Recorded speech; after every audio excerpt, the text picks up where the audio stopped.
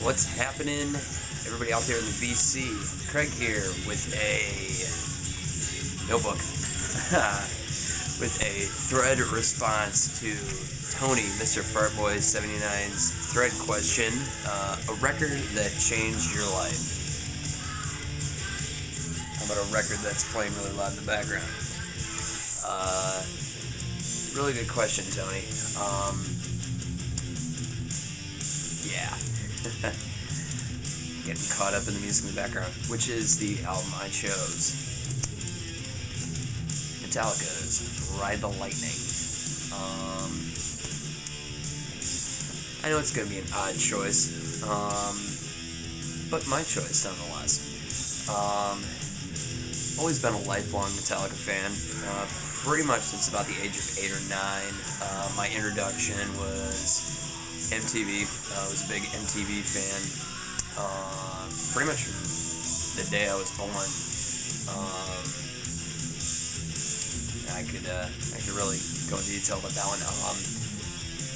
Basically, my parents were very instrumental and being very supportive of music from day one. Even I didn't really express this interest in coming out of the womb with a pair of drumsticks and a guitar, but they just kind of really encouraged music in the household, not really throwing an instrument in my hands, but surrounding me with music, from the day of inception. So neither of my parents are musicians, but they just both really love music and stuff. So MTV was one of those things where they really, encouraged, it was something I really latched on to from a very, very early age. So they're very cool with me being into it.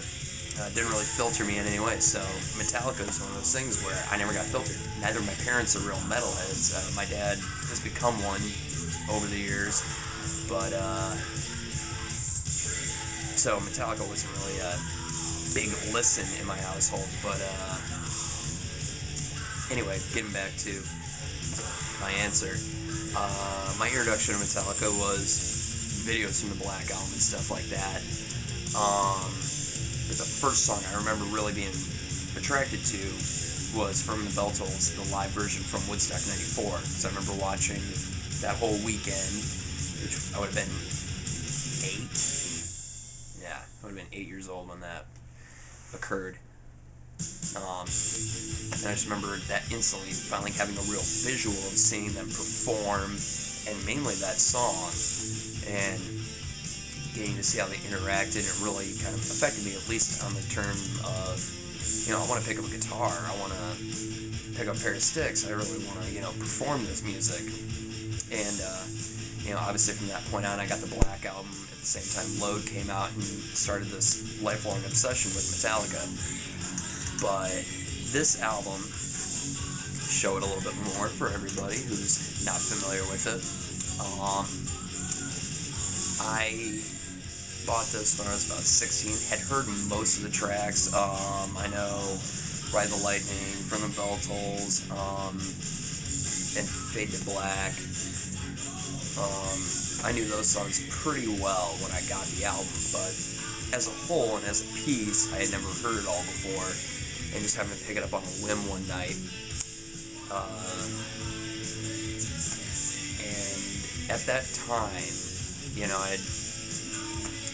obviously it was 16, so I had my license for a little while. It was starting to really, once you get your, your first car and your license and you start experiencing life, I had my first girlfriend at that point, and I remember at that time, this was really the only album I was listening to.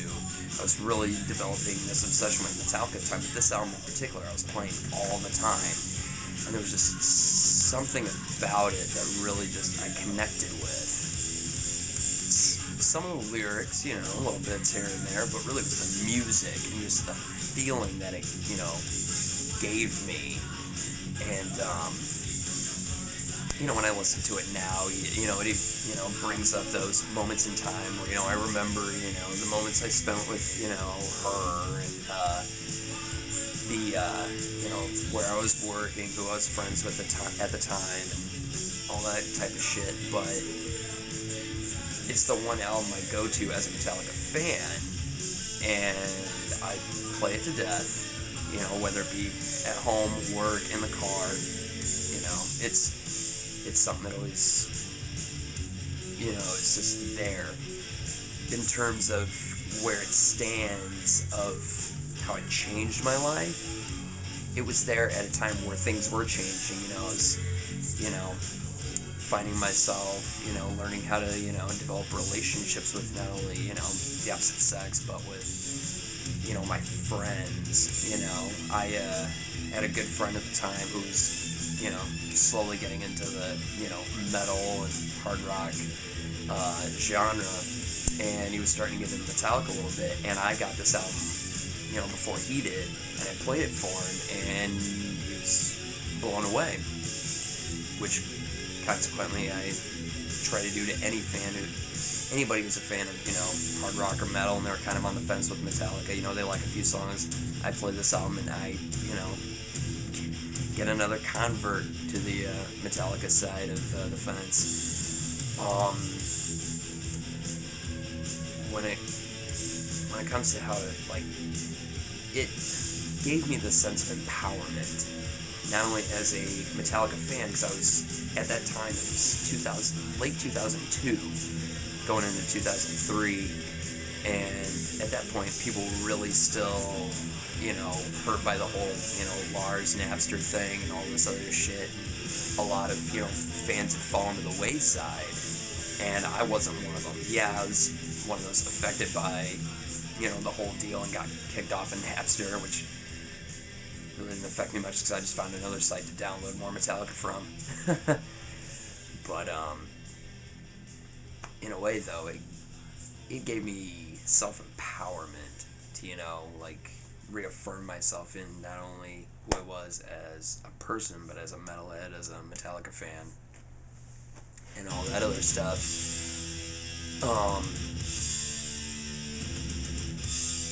When I look back at it now, and I play this, you know, even as I'm sitting here, you know, little spots where I kind of fade out and look like I'm daydreaming, I'm thinking about that time period and how it, you know, not only was it a good time, you know, was I having a good time? Hell yeah. But I was an anomaly of my friends, so playing the hell out of this. The things that it, you know, like, I look at, there was a time before this album and a time after this. The time before it, you know, yeah, I'm still the core same person, but I went and transitioned from being a young kid to a young adult, you know, and then obviously it's been there as I transitioned from a young adult to an adult and all that other shit. It gave me that sense of being, you know, like, I look back and, you know, I didn't learn so much from it. It's not like it was a, you know, lesson in life with, you know, reading all these lyrics and taking it verbatim or anything, because, you know, there's nothing in there that's, you know, like the advice guide to life. It's just more like, you know, here, you know, it's cut and dry. It's, here's what we are, here's what we play, you know, take it or leave it. And I took the ball and ran with it. And, you know, it was the first Metallica shirt I bought, was the Ride the Lightning album cover, wore it all the time. And, you know, did I take some persecution from some people? Yeah. You know, because I went to school with a bunch of kids who were into alternative and indie rock and, you know, all these other genres. Absolutely nothing to do with metal.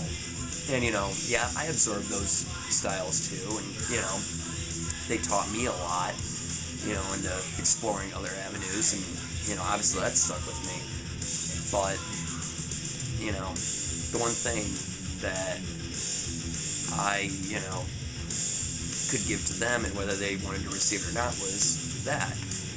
And it gave me that sense of, you don't have to hide who you are or be ashamed of things, or, you know, that courageousness to, you know, go forward in any area of your life. And that's what it gave me, you know. Anytime I feel like I'm being beaten down by the people or the things around me, which really doesn't happen all that much, but those little bits of time, I go right to this album.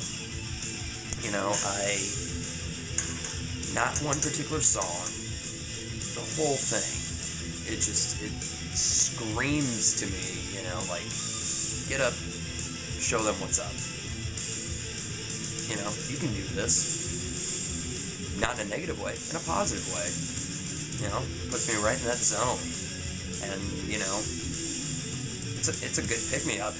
You know, I still think it's, you know, really, really accessible album, and I don't know why more people, you know, in terms of just like a general, you know, you don't hear that. I don't hear too many Metallica fans really talk about this album as much as they do like a Master of Puppets, which I consider this to be better than Master of Puppets as far as I'm concerned. Better thrash album. I think so. Well, listen to that. It's fucking killer. Yeah, that's pretty much all I got to say for that. I mean, Tony, what a great question. I don't know, I could have picked out a bunch of other albums, but not ones that affected me as much as this, and like really like sit in a pivotal time. You know, in those transitional periods, you know, you kind of think of what was going on around you and all this other shit, and that's the only album that sticks out in any transitional period of my life. I went through a ton of them, but there wasn't really one album that kind of stuck out. And thank you for making me remember that time period. So, thank you very much for watching. To all my subscribers, new subscribers, old subscribers, anybody that's just passing through, watching the videos, commenting, all that good stuff. Thanks for watching, and I'll catch you in the next video, guys. Peace.